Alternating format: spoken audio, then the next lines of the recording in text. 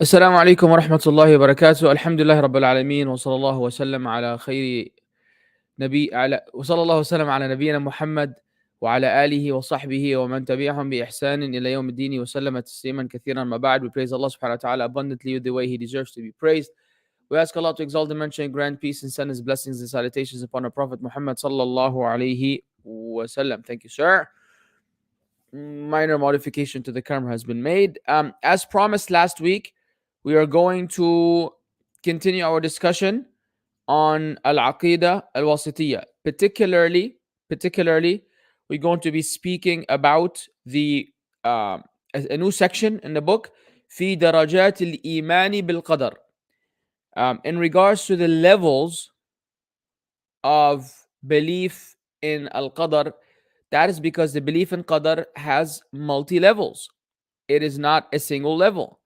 And that's very important for you to understand, because we will see where some of the deviant sects have gone astray in regards to this particular understanding. So the statement of Shaykh-ul-Islam Ibn Taymiyyah عفوا قوله والإيمان بالقدر على درجتين كل درجة تتضمن شيئين. So belief in Qadar has two levels, and each level contains two subject matters. Each level contains two matters. In the sharh and the explanation, the Shaykh says, إنما قسم المؤلف هذا التقسيم من أجل الخلاف. The author made this division because of the difference. لأن الخلاف في القدر ليس شاملا لكل مراتبه. Because the difference that occurred among the people regarding the disagreement that happened regarding Qadar is not concerning all of its levels. وباب القدر من أشكل أبواب العلم والدين على الإنسان. Pay attention now.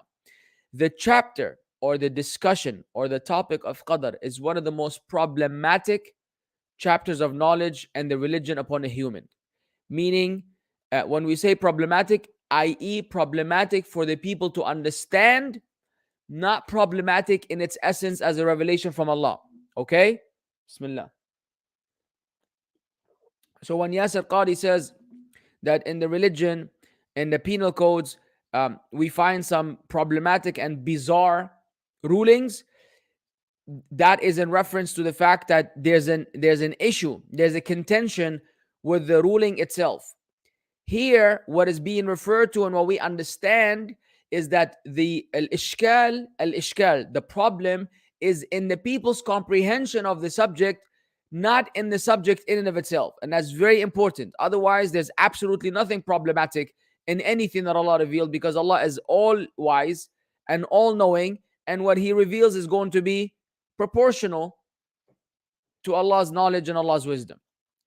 وقد كان النزاع فيه من أحد الصحابة رضي الله عنهم لكنه ليس مشكلا لمراد الحق. And it has been a point of disagreement all the way from the time of the Sahaba, may Allah be pleased with them, but it is not problematic for the truth seeker. And that is the key point. It is not problematic for the person who wants the truth. Tamam, if you want the truth, you're going to be all right. الدرجة الأولى من درجات الإيمان بالقدر. So the first level in regards to the levels of belief in Qadar, قوله فالدرجة الأولى الإيمان بأن الله تعالى علم ما الخلق عاملون بعلمه القديم الذي هو موصوف به أزلا. الإيمان بأن الله علم ما الخلق عاملون به. The reason why we said خلق here, because الخلق is the subject of the sentence. It is the فاعل. تمام. نعم. That's besides the point right now though. طيب. ما علم ما الخلق عاملون به بعلمه القديم الذي هو موصوف به أزلا. So the belief, the first of us belief that Allah Azza wa Jal knows or knew what the creation will do, and He has that with His ancient knowledge that is described with as everlasting and forever. Azal meaning from no point in time, there's no beginning for it. It's everlasting and it's forever. So what is the sharh of this expression of Shaykh-ul-Islam Ibn Taymiyyah? قوله فالدرجة الأولى الإيمان بأن الله علم ما الخلق عاملون. The belief that Allah knows what the creation will be doing. Or wait a second, this could be actually a mubtada and khabar. Let's skip my earlier grammatical input on the reason why khalqu is marfu' until I review the sentence further inshallah with the grammar. نعم. ولم يذكر المؤلف أن الله علم ما يفعله هو لأن هذه المسألة ليس فيها خلاف. Now the author did not say that Allah Azza wa Jal knew what he will do, because this aspect there's no disagreement about it. إنما ذكر ما فيه الخلاف. However, he mentioned what there is a disagreement about. وهو هل الله يعلم ما الخلق عاملون أو لا يعلمه إلا بعد وقوعه منهم. And what is the point of disagreement, believe it or not?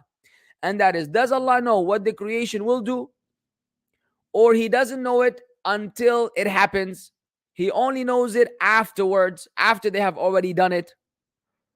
ومذهب السلف والأئمة أن الله تعالى ومذهب السلف والأئمة عفوا because this is مضاف ومضاف إليه ومذهب السلف والأئمة أن الله تعالى عالم بذلك. The opinion of the righteous predecessors and the main scholars, the imams of this religion, is that Allah Azza wa Jal knows that. Allah knows what everybody's going to do. قوله بعلمه القديم القديم في اصطلاحهم هو الذي لا أول لابتدائه. So in his ancient knowledge, the term qadim or ancient, when used among the scholars back then, is in reference to that which has no beginning. لا أول لابتدائه, there is no initiation, there's no beginning for that whatever thing it is. There's no first time for it. There's no first time. أي أنه لم يزل فيما مضى من الأزمنة التي لا نهاية لها عالما بما يعلمه الخلق. Meaning Allah has forever, going back in time until forever, until eternity, Allah is knowing of what the creation will do. بخلاف القديم في اللغة, unlike the term قديم or ancient linguistically, فقد يراد به ما كان قديما نسبيا. What could be referred to, or what could be intended by that word linguistically, is that which is relatively old. كما في قوله تعالى, as in the statement of Allah Azza wa Jal, حتى عاد كالعرجون القديم, until it becomes like the old dried curved date stalk. ومعلوم أن عرجون النخل ليس بقديم أزلي. And we know that the date stalk is not something that is ancient in a sense that is eternal and forever. بل قديم بالنسبة لما بعده. Rather, it is only old in relation to what comes after it. It is relatively old. It is relatively old and not old in that ultimate sense. تمام؟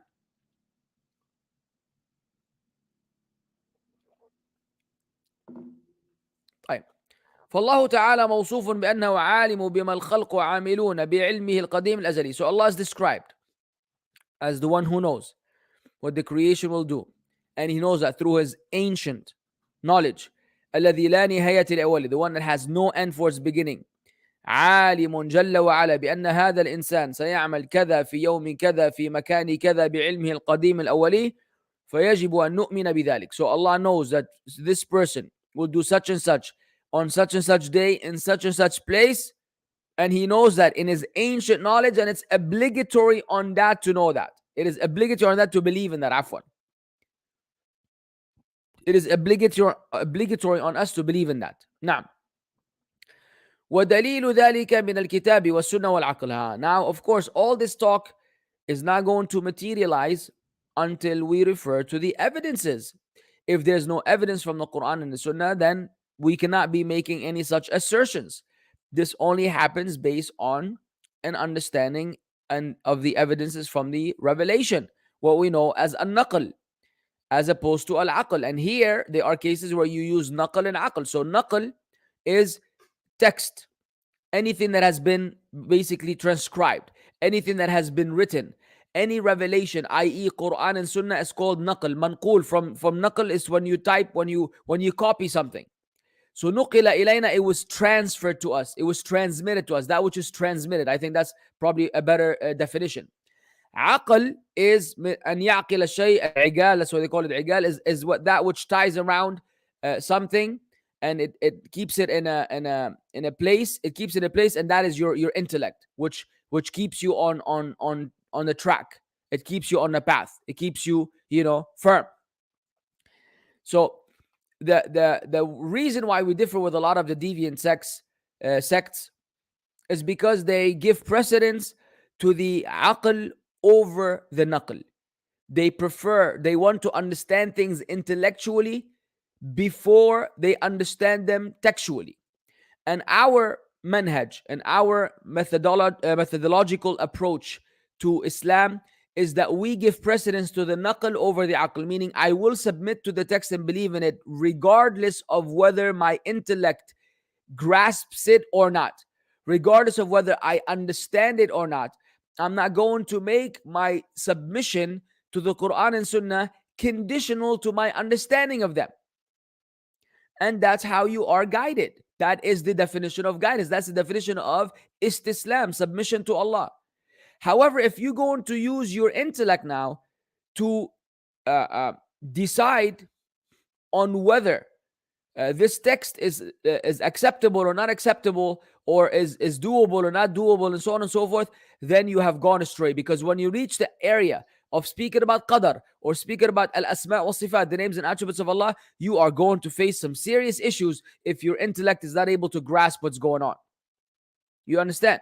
So anytime you see someone, and that's why we have a fundamental difference with those who want to use philosophy to give da'wah. This whole argument that you have with an atheist, where you're trying to prove everything to them from an intellectual paradigm, dismissing the revelation, then you're going around in circles, because they have a fitrah, and in their fitrah they know that they should believe in Allah. And so we're not against using some logical principles to arrive at this, but you cannot be using the philosophy of the ancients and the Greeks in order to prove the existence of Allah. You understand where the issue is? Because now you're defeating the purpose, and you're following the methodology of the Mu'tazila and the Ash'ari, who went astray in this regard, because they gave this importance to their aql over the naql. Now, so in this case, we have naql and aql, alhamdulillah, which is even better. Meaning we have evidence from the Quran and the Sunnah, and we have also intellectually we're able to prove this point accordingly. أما الكتاب, as for the book, فما أكثر الآيات التي فيها العموم في علم الله. How abundant are the ayat that mention Allah's knowledge, the full-fledged knowledge of Allah subhanahu wa ta'ala, the generality of the knowledge of Allah. مثل والله بكل شيء عليم, and Allah is the knower, all knower of everything, of each and everything. إن الله كان بكل شيء عليما, verily Allah is ever all knower of everything. ربنا وسعت كل شيء رحمة وعلما, our Lord, you have encompassed everything in your mercy and your knowledge. لتعلموا أن الله على كل شيء قدير وأن الله قد أحاط بكل شيء علما, so you may know that Allah has power over all things, and that Allah surrounds all things with His knowledge. إلى غير ذلك من الآيات التي لا تحصى كثرة, among many other ayat which are so abundant that we can't even enumerate them. We cannot even enumerate all of them. So this is from the Quran. تمام. بسم الله. وأما في السنة فإن الرسول عليه الصلاة والسلام أخبر بأن الله كتب مقادير الخلائق قبل أن يخلق السماوات والأرض ب50,000 سنة. As for the Sunnah, the Prophet sallallahu alaihi wasallam informed us that Allah Azza wa Jal had recorded the decrees of all creation before He created the heavens and the earth in 50,000 years. Before Allah created the heavens and the earth in 50,000 years, Allah had already written down all of the maqadir, all of the records of His creature, all of the decrees of this creatures. وَبِأَنَّ مَا أَصَابَ الْإِنسَانَ لَمْ يَكُنْ يُخْطِئَهُ, and that whatever afflicts a person, it were never to miss him. وَمَا أَخْطَأَهُ لَمْ يَكُنْ يُصِيبَهُ, and whatever missed, whatever you did not attain, was never meant for you to get in the first place. So whatever you got, it was never meant for you to avoid it, and whatever you avoided, whatever you missed out on, it was never meant for you to have. وأن الأقلام قد جفت وطويت الصحف, and that the pens have dried up and the sheets have been folded. So after everything was written, the book closed, the pen dried, meaning khalas, you can't open it and you can't write anymore. والأحاديث في هذه كثيرة, and the narrations regarding that are abundant. So we have now Quran and Sunnah. وأما العقل, as for the intellect, فإن من المعلوم بالعقل أن الله تعالى هو الخالق. What is known intellectually is that Allah Azza wa Jalla is the creator. وأن ما سواه مخلوق, and that whatever besides Allah is created. ولا بد عقلا أن يكون الخالق عالما بمخلوقه. And intellectually, the creator must be knowing of his creation. وقد أشار الله تعالى إلى ذلك بقوله, Allah Azza wa Jalla had shown us and indicated that in the statement, ألا يعلم من خلق وهو اللطيف الخبير. Should he not know who, should not he who has created them know? And he is the most kind and courteous and all aware سبحانه وتعالى. فالكتاب والسنة والعقل كلها تدل على أن الله تعالى عالم بما الخلق وعاملون بعلمه الأزلي. So the Quran and the Sunnah and the intellect, all of them indicate that Allah Azza wa Jalla is knowing of what his creation will do in his ancient knowledge, his eternal knowledge. قوله الذي هو موصوف به أزلا وأبدا.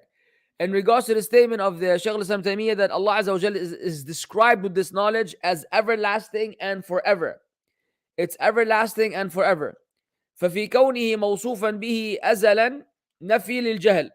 The fact that Allah Azza wa Jalla is described with this as everlasting, this is to negate ignorance.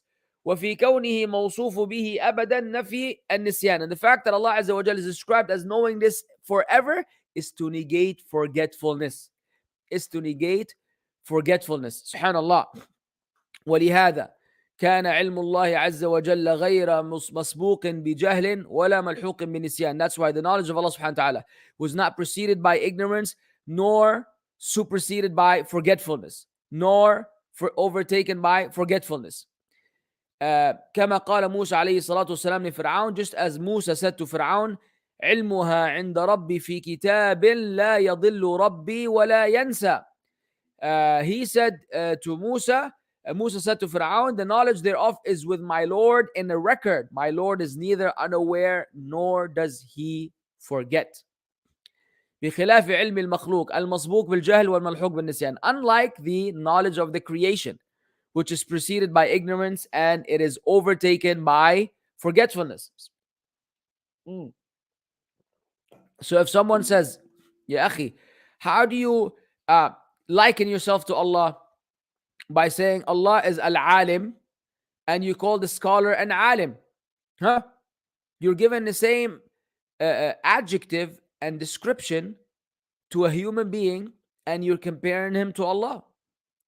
So we say, the fact that there's a commonality in the concept of knowledge and name does not mean that the essence of this knowledge is identical. And the evidence for that is that the knowledge of the creation is first deficient and limited, and the knowledge of Allah is supreme and complete. وَمَا أُوتِيتُم مِّنَ الْعِلْمِ إِلَّا قَلِيلًا. You have been given of knowledge only a little. Second of all, we say the knowledge of the creation, the alim that you're speaking about, مَسْبُوقٌ بِالْجَهْلِ وَمَلْحُوقٌ بِالنِّسْيَانِ. It was preceded by ignorance. He had to learn in order to become knowledgeable and a scholar, and then is going to be overtaken by forgetfulness as he grows older. Whereas the knowledge of Allah subhanahu wa ta'ala is not one which is acquired, nor is it one that will go away. And that's how we understand all the names and attributes of Allah. So we have a face, Allah has a face. We have hands, Allah has hands. We have a foot, Allah Azza wa Jal has a foot. We have power, Allah has power. We have knowledge, Allah has knowledge. We have wisdom, Allah has wisdom. And the list goes on. How the knowledge and the attributes of Allah are the attributes of Kamal. They're the attributes of perfection. They're all eternal. They're part of Allah subhanahu wa ta'ala. All of ours are deficient, and they were given to us by Allah, and they can be taken away from us by Allah. So they're not even comparable unto Allah. And that's why we say, وَلَمْ يَكُنْ لَهُ كُفُوًا أَحَدٌ. There's nothing that is comparable to him. There's nothing that is like him. هل تعلم له سمية? Do you know any who's co-equal to him? ليس كمثله شيء. There's nothing like unto him. You understand? Hey. إذن يجب علينا أن نؤمن بأن الله عالم بما الخلق عاملون بعلم سابق موصوف به أزلا وأبدا. Therefore, it is obligatory upon us to believe that Allah knows what the creation will do in His foreknowledge. In His foreknowledge, meaning His pre-knowledge. Fore as in before.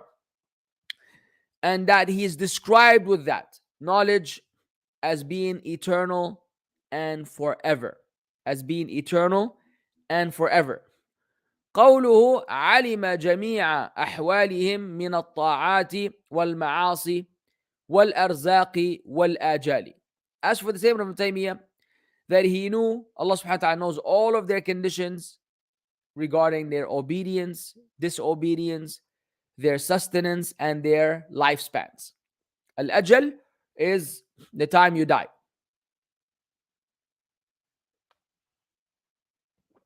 Alhamdulillah.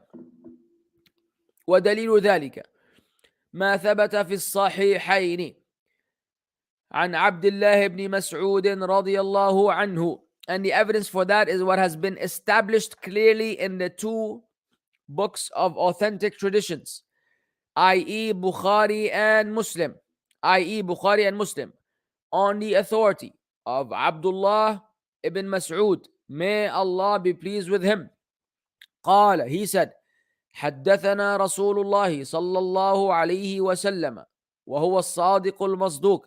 The Prophet صلى الله عليه وسلم narrated to us, and he is the truthful and he is the entrusted one.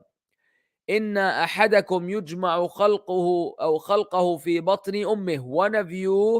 One of you, indeed, one of you will be gathered in the womb of his mother. One of you will be gathered in the womb of his mother.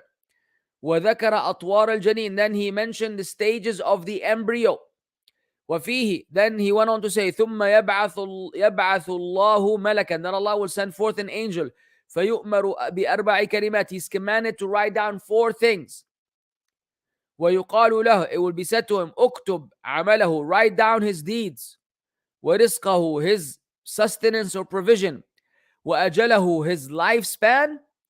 وشقي أو سعيد, and whether he will be wretched or happy.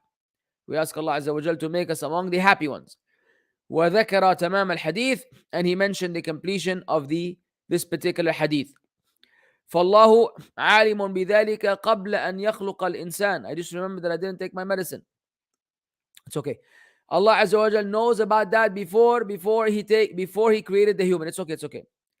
فطاعاتنا معلومة لله. Our acts of obedience are known to Allah. ومعاصينا معلومة لله. And our sins are known to Allah. وأرزاقنا معلومة له. And our sustenance is known to Him. وأجالنا معلومة له. And our lifespans are known to Him.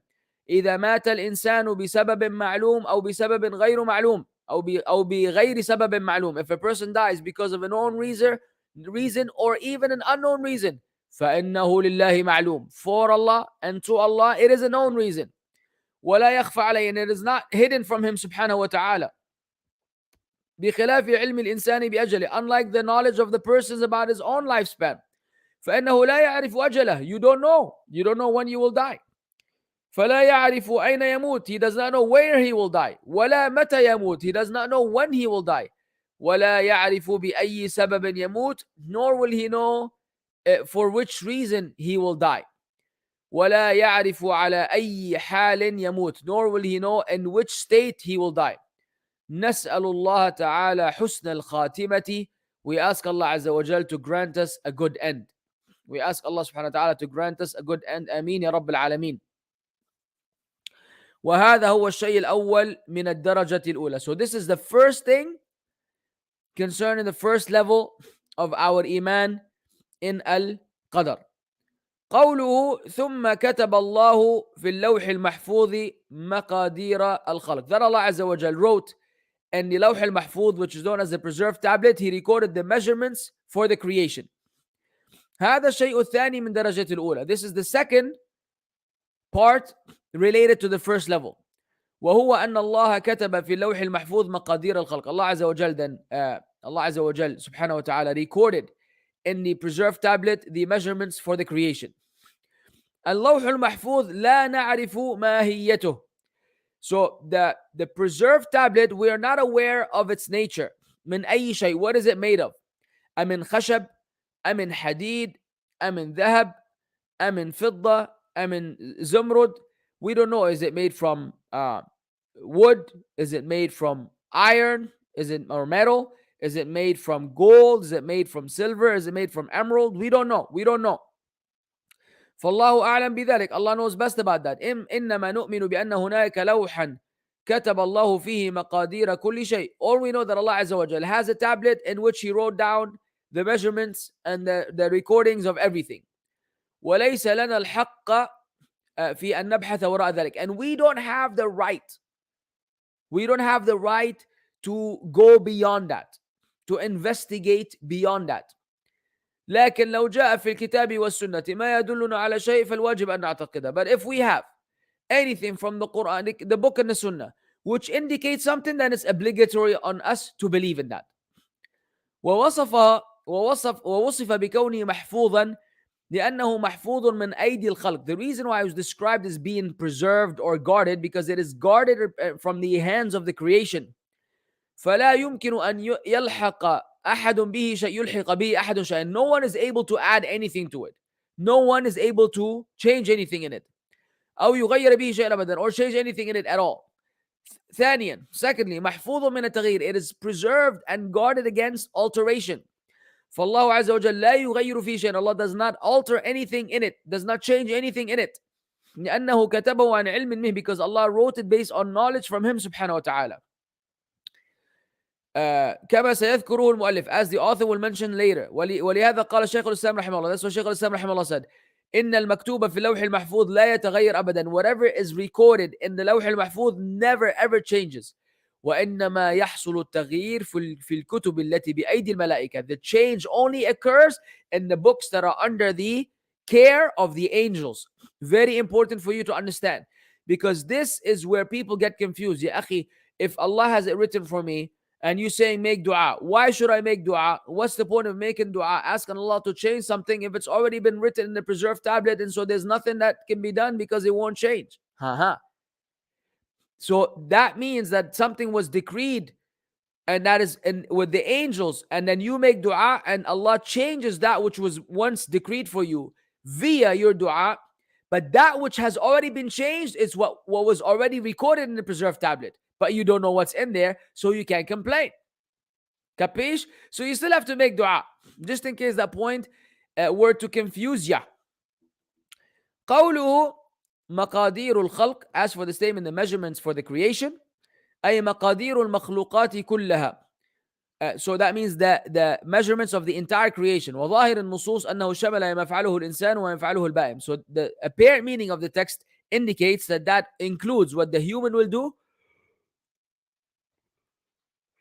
and what the Baha'im will do. And Baha'im, as mentioned many times, it means animals. But if you're in an Arab country and someone says about a bunch of people Baha'im, or he calls you Yabhim, know that he's not being very kind to you. Okay? He's not being very kind to you, and he's not trying to speak from a religious point of view where he's making a distinction about Qadr between al-insan wal-bahima.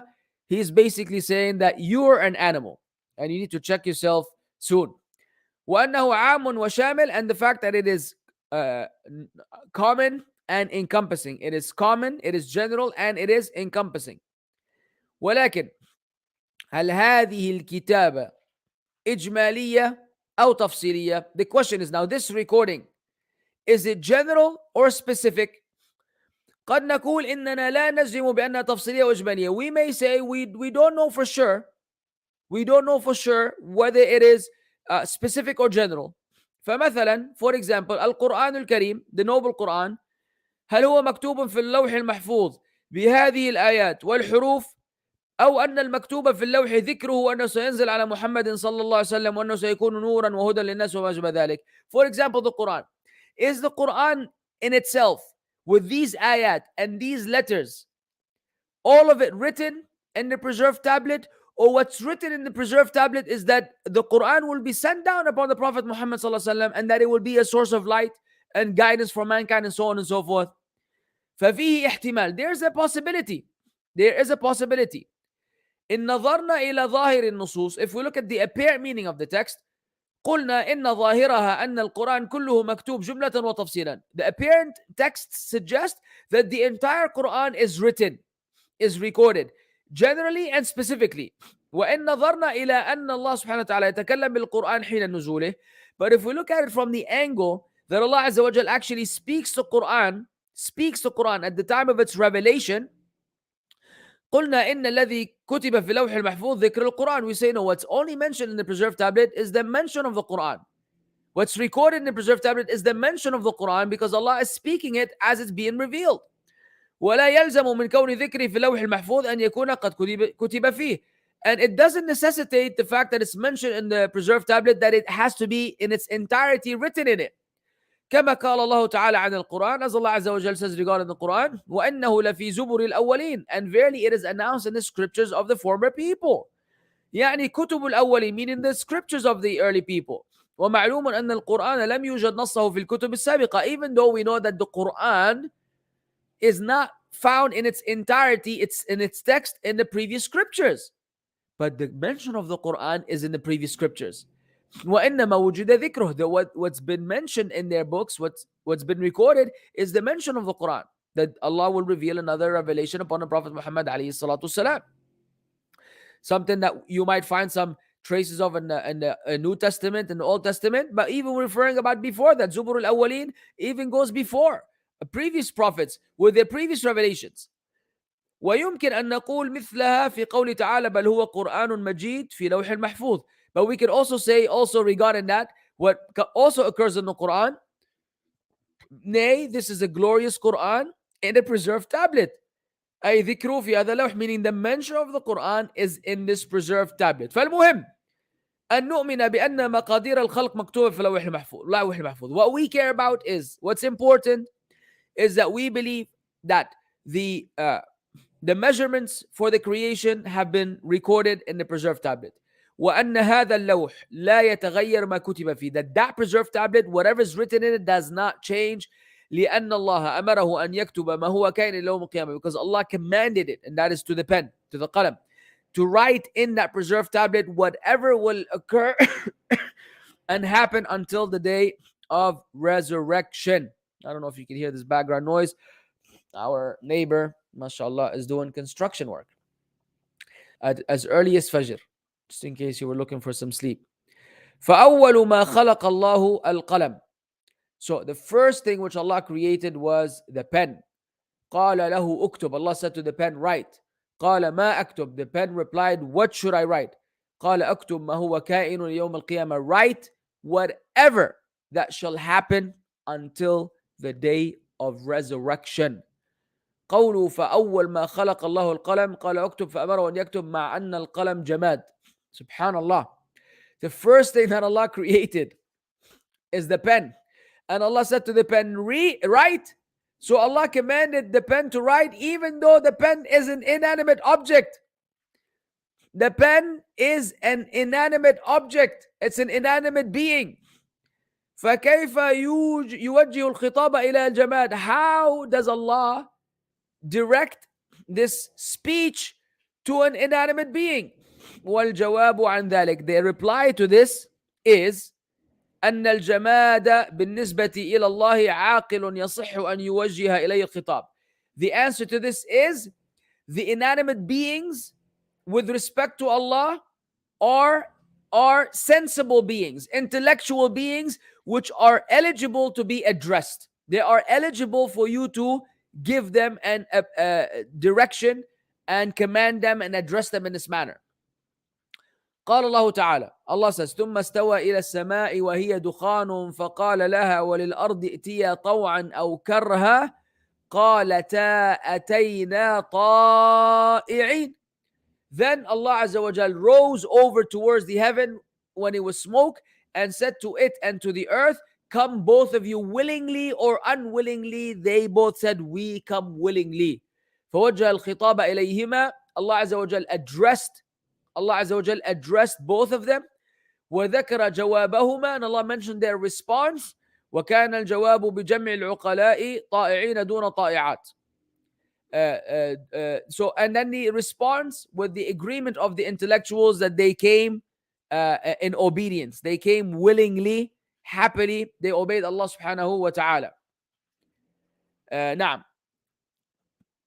وقال تعالى قلنا يا نار كوني بردا وسلاما على إبراهيم فكانت كذلك. Similarly, Allah said, O fire, be you coolness and safety for Ibrahim, and the fire was such. So Allah spoke to the fire, Allah spoke to the samawat and ard. وقال تعالى يا جبال أوبي معه والطير. And Allah said regarding Dawood, O mountains, glorify Allah with him and the birds also. فكانت الجبال تؤوب معه. So the mountains used to glorify Allah along with Dawood alayhi salam. I know Dawood is not mentioned here, but you know this from Surah Saba and from the context.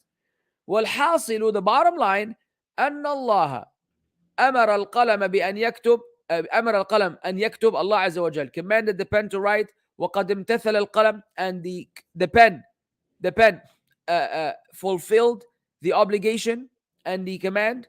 لكنه أشكل عليه ماذا يكتب, but the pen did not know what to write. He was confused with what to write. لأن الأمر مجمل, because the command was general.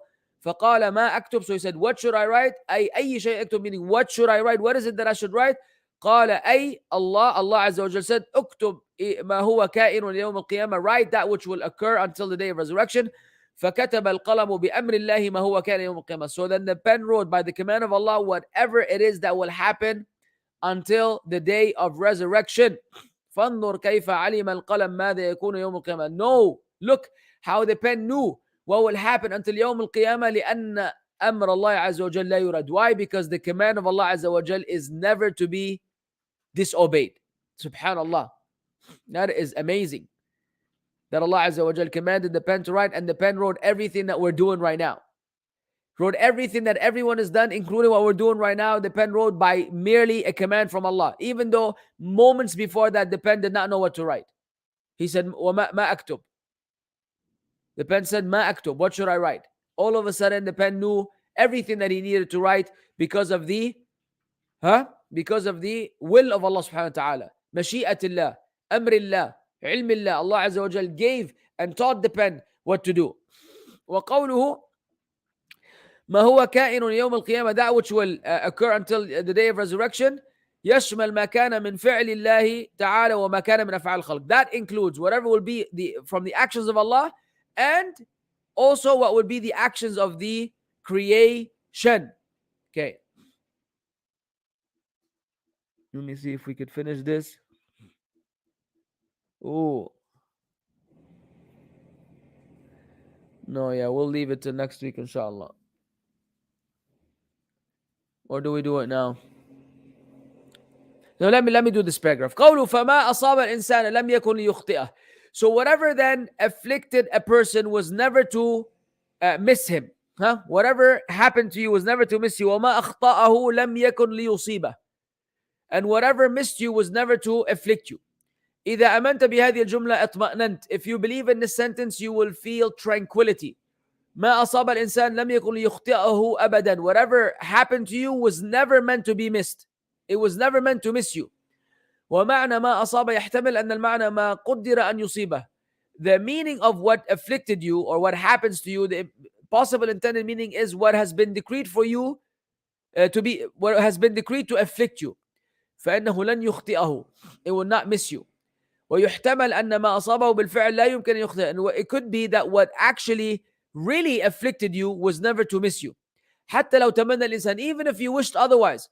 وهما معنيان صحيحان لا يتنافيان. And both meanings are correct and there's no contradiction between them. وما أخطأه لم يكن ليصيبا. Whatever missed you was never meant to happen to you. أي ما قدر أن يخطئه فإنه لم يكن ليصيبه. Whatever's been decreed that will not happen, it was never meant for you to happen. It was never meant to happen to you.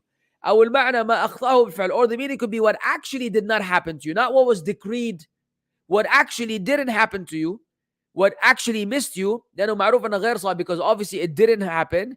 ولو تمنى الإنسان, even if you wished otherwise, وهما معنيان صحيحان لا يتنافيان. There's both correct meanings that are not contradictory. قال المؤلف جفت الأقلام وطويت الصحف. So the pens have dried and the records have been folded. الأقلام هي أقلام القدر التي كتب الله بها المقادير جفت وانتهت. So the pens here is in reference to the pens of the decree or the measurements that Allah Azza wa Jal had decreed and written. It has already been dried and sealed. It's been dried and sealed. Done. خلاص. The sheets have, والصحف طويت وهذا كناية عن الأمر انتهى. And the sheets have been folded. This is a metaphorical expression in reference to the fact that the matter has been concluded and decided. Okay, that the matter has been concluded and decided. وفي صحيح مسلم عن جابر رضي الله عنه, in صحيح مسلم from the hadith of Jabir, may Allah be pleased with him, قال جاء سراقة بن مالك بن جعشم. A man came فقال يا رسول الله, he said, O Messenger of Allah, بين لنا ديننا كأن خلقنا بين لنا ديننا كأن خلقنا الآن. He said, O Messenger of Allah, explain to us our religion as though we were just created. Okay, explain our religion to us as though we were just created today. فيما العمل اليوم, what is the case for the deeds today? أفيما جفت به الأقلام وجرت به المقادير أم فيما نستقبل? Is it regarding what the pens have been, what the pens dried, regarding what the pens have dried about, and what the already the decree has been set forth? أم فيما نستقبل, or is it regarding that which we will see in the future, or regarding that which is futuristic? قال لا بل فيما جفت به الأقلام وجرت به المقادير. Prophet ﷺ said, no, rather it is regarding that which the pens have dried upon and what the measurements have been set for the future.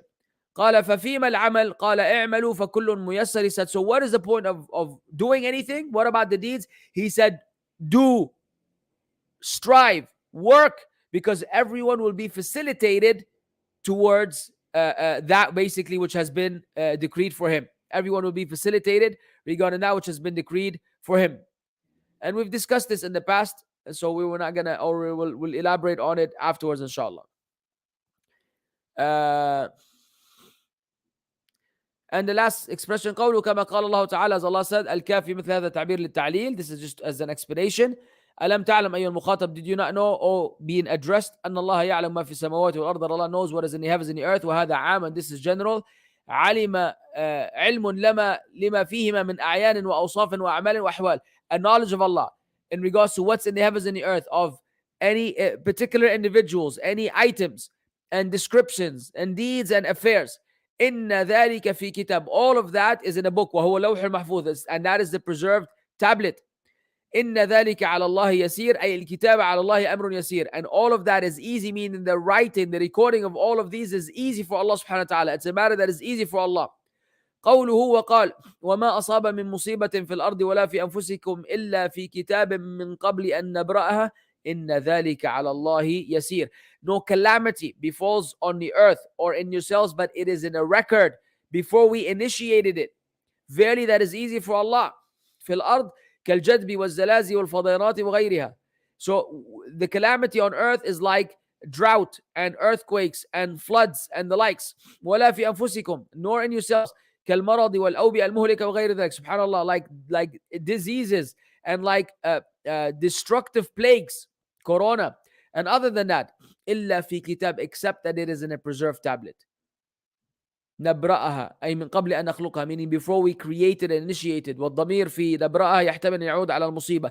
The pronoun here could be in reference to the calamity, ويحتمل أن يعود على الأنفس, or it could be in reference to the souls, the people. ويحتمل أن يعود على الأرض, it could be the pronoun in reference to the earth. والكل صحيح, and all the meanings are correct. فالمصيبة قد كتبت قبل أن يخلق الله عز وجل. The calamity has been written and recorded before Allah عز وجل created it. وقبل أن يخلق النفس المصابة, before Allah created the soul that has been afflicted. وقبل أن يخلق الأرض, and before Allah عز وجل even created the earth. في صحيح مسلم عن عبد الله بن عمرو قال قال رسول الله صلى الله عليه وسلم كتب الله مقادير الخلائق قبل أن يخلق السماوات والأرض ب50,000 سنة. قال وكان عرشه على الماء.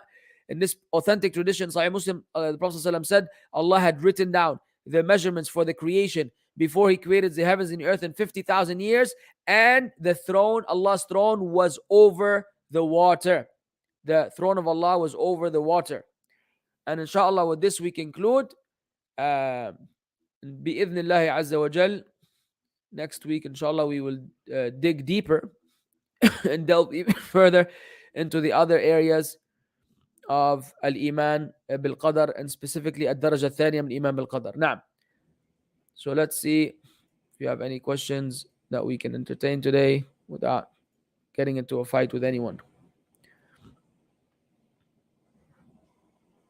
Assalamu alaikum, Ustad Habib. If one performs sunnah ghusl but without the intention to be purified from major impurity, rather for some intent like after exercises, will he be in a state of wudu too? No.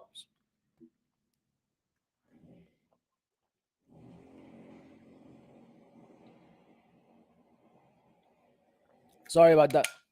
Alhamdulillah. Meaning washing hands, cleaning private part, then doing wudu, then washing the full body. Also, no, Habibi, no. If you don't have the intention to be doing ghusl, or you have the intention to do wudu and you say Bismillah, it doesn't count. Even if you perform ritually the physical aspects of the wudu and the ghusl, if you're not intending to do so, then it doesn't count. If I understood your question correctly. Now, could you please clarify what these words mean? Jarh wa ta'deel, siyasat sharia, takhrij. طيب. Jarh and ta'deel.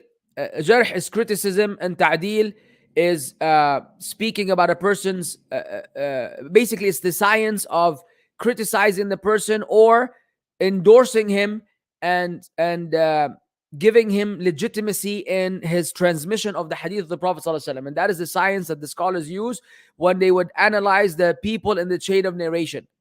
So in the science of jarh and ta'deel, you find out fulan is kadhab, fulan is sadiq, fulan is majhul, fulan yansa, ila akhiri. Whatever labels that they have in the science of hadith regarding the people that are transmitting the hadith from the Prophet ﷺ, so we can identify the authenticity and the soundness of the hadith from the opposite of that. Siyasatul Sharia, I don't know what that means. It depends on the context, but it could be the act of politicizing the legislation, or people trying to use the Sharia for political purposes. That could be a sound approach. That could be a false approach, depending on who's doing it and why. Takhrij is the concept of studying or categorizing the hadith. So takhrij al-hadith, meaning who is the one who verified the chain of narrations and where that hadith has been collected and recorded. Now, next. What should a non-Arab learn to understand the Quran, Hadith, books of scholars, and communicate with people? Classical Arabic, Fusha. What should a non-Arab learn to understand the Quran, Hadith, books of scholars, and communicate with people? Classical Arabic, MSA, Fusha. Of course, you have to study the classical Arabic. Nothing else is going to help you. Learning any local dialect is not going to get you anywhere. For you to learn and understand Quran, Hadith, you need to be well versed with the classical Arabic text. The common Arabic, even in the Gulf region, which may be considered to be the closest to the traditional Arabic, is still far away from the traditional Arabic. Now, should I advise people to not take classes of a person of knowledge who said Ibn Taymiyyah deviated in Aqeedah and that Shaykh al-Albani, Shaykh bin Baz were detrimental to Islam in some aspects? You should advise people not take classes. Of course, man, you should warn against this fool also. Whoever this foolish man is should be warned against, because he's an evil, corrupt individual. For someone to claim that Shaykh al-Islam was off in his Aqeedah and Shaykh Albani, Shaykh bin Baz were detrimental to Islam is an absolute fool and a liar, and should be warned against and called out in front of the people. A'udhu billah. Hello. Hayakallah Ustaz. Is the Note 20 and Ultra the last Note from the Note series from Samsung? Is the Note series done? It doesn't matter, because this is from the knowledge of the unseen that no one knows, because that might change. Akhi, there's the S22 Ultra, which has the S Pen. Call it a Note, call it an eggplant, call it a flower, call it whatever you want to call it. If a device has an embedded S Pen, this is the S22 Ultra. If you have a device with an embedded S Pen, okay? Is that not a Note for you? Does it really matter what we call it? Doesn't matter what we call it. Whether we call it Note 22 Ultra, S20 Ultra, doesn't bother you. As long as Samsung keeps the S Pen, that means there's still a Note. Inshallah, they call it whatever they call it. Come on, man. Is cryptocurrency halal? As far as I know, no, it's not. But I'm not an expert. So, but that's what I've understood from what the scholars have said, and that is definitely the safer position. Wallahu a'lam. Now, what's the ruling on computer-generated numbers used in video games for the game to make certain decisions in game? I have no idea what you're talking about. Now, is the question, where is Allah linked to the question in the grave, who is your Lord? If yes, what is the evidence or source for this? No, it is not. It is not. Now, I mean, someone posed this question to me that Umar attacked Fatima and killed an unborn child and forced Ali to pledge allegiance to Abu. Ya akhi, ya Allah yahdik. Someone posed this question to you. If you keep talking to the Shia, I'm telling you, you're about to drown in fitna. You are about to drown in shubuhat. They will drown you with doubt. Those evil, wicked liars will come up with any lie against Abu Bakr, against Aisha, against Umar, against Uthman, against Muawiyah. They have no shame at all. A bunch of people walking around beating themselves with swords and chains, screaming and wailing over the death of the grandchildren of the Prophet ﷺ, making crazy claims against the religion are not to be taken seriously. Please spare me, please. Opinion on Ali Dawah and Epus. I spoke about that in yesterday's tafsir class. Ali Dawah, may Allah guide him, should not be giving any da'wah. Ali Dawah should be sitting at home learning Islam from the scholars. If Ali Dawah is going to learn Islam from the people around him, then he's learning a variation of Islam that is not sound.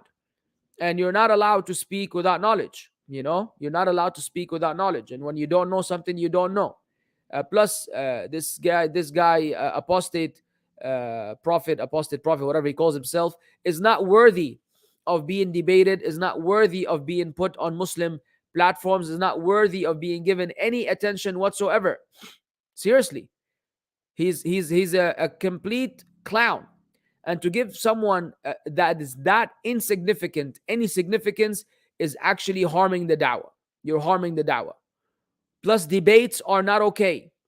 There are a million disasters in what's going on in the da'wah scene. A million disasters. Wallahi, I don't know where to begin. Debates are okay, but not in this form, not in this format, not in this manner, and certainly not to the public. They should be moderated debates among a group of people that are aware of what's going on, not some public debate of this nature that creates more heat and does more damage than good. Now, is there a good book on the miracles of the Quran, prophecies of the Prophet, and the truth of Islam? Something to boost my iman, and this channel one message, many prophets reliable. I don't know about the channel one message. I don't know what's going on over there. A book on the miracles of the Quran, prophecies of the Prophet. I can't think of any right now, akhi.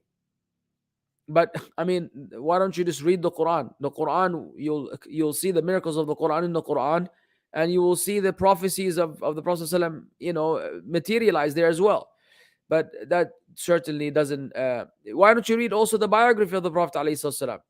Anyways, let me think. Let me look around in my library, see if I find something relevant. I'll come back to you then, inshallah.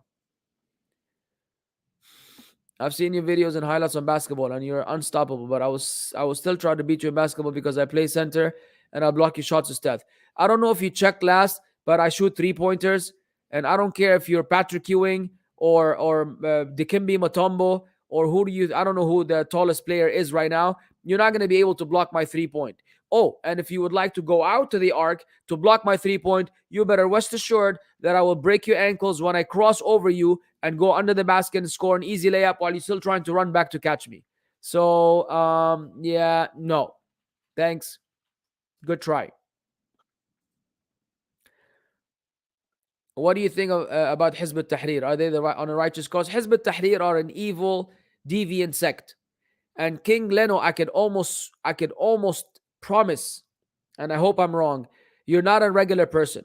You're an agent of some sort. And with all due respect, I say this, and if I'm wrong, forgive me. I highly doubt that I'm wrong. You're an agent of some sort for some entity, some people that is just always collecting data from me and trying to see where I stand for some long-term project that you guys be working on, because the questions you ask are out of this world and they're not coincidental. Allah al-Musta'an. I hope I'm wrong, and if I'm not wrong, then man, these questions are from another planet. I don't know what's cooking in your house, bro, but I could smell it all the way here. Anyways, Hizb al-Tahrir, you already know, or I don't know if you follow half of what I do, a quarter of what I do. I already have posted that I'm the whatchamacallit. You're not an agent? Inshallah. Bi'idhnillah. Allahu alam what you are. Maybe I used the wrong term. Something is fishy about you, though, I'll tell you that much. Ala kulli hal, yes, Hizb al-Tahrir, read Brother Ismail's book, Wasim Ismail's book on Hizb al-Tahrir. They're not on a righteous cause. Of course they're not. Now, next. What is the difference between Deobandis and Hanafis? Deobandi is an Aqeedah and Hanafi is a fiqhi madhab. So a person can be a Deobandi and Shafi'i, very unlikely, and a person can be a Hanafi and a Sunni, Aqeedah of Ahl-us-Sunnah wal-Jamaa'ah, also very unlikely. So one is about i'tiqad, one is about belief and behavior and involvement in innovations, and one, this is Deobandi. Hanafi is the following the madhab of Imam Abu Hanifa in regards to understanding how to apply the jurisprudential aspects of Islam. Now, next. We're not allowed to do nikah a woman who has fornicated, but does that also include a woman who had a past relationship, probably chatting, and all not like Western dating culture? Well, no, if she's repented from her fornication, then that's fine. But if she's fornicated and she's still in chatting with other men, i.e. the door is open for more fornication to take place because she's already done it before, then no, that's not a woman that you want to be involved in, nor is it a woman you want to have nikah with. Now, inshallah, this will be the last question. Are you talking with Sajid? Will we have a discussion with Ali? No, I haven't spoken to Sajid about this particular subject. We have other things we discuss, but I haven't spoken to him about this. And he's been having this. He already had his discussion on Ali Dawah. He already gave his input and made that podcast with his brother Abdurrahman.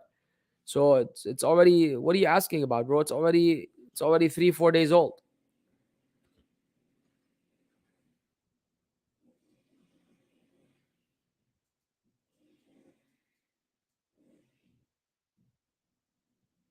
Is there a khilaf in regards to what was created first, yani the water or the qalam? Jazakallahu khairan. I think we will come across this later on in the book, inshallah. All right, that concludes the class for today. Jazakumullah khairan for tuning in. سبحانك اللهم بحمدك أشهد أن لا إله إلا أنت أستغفرك وأتوب إليك. السلام عليكم ورحمة الله وبركاته.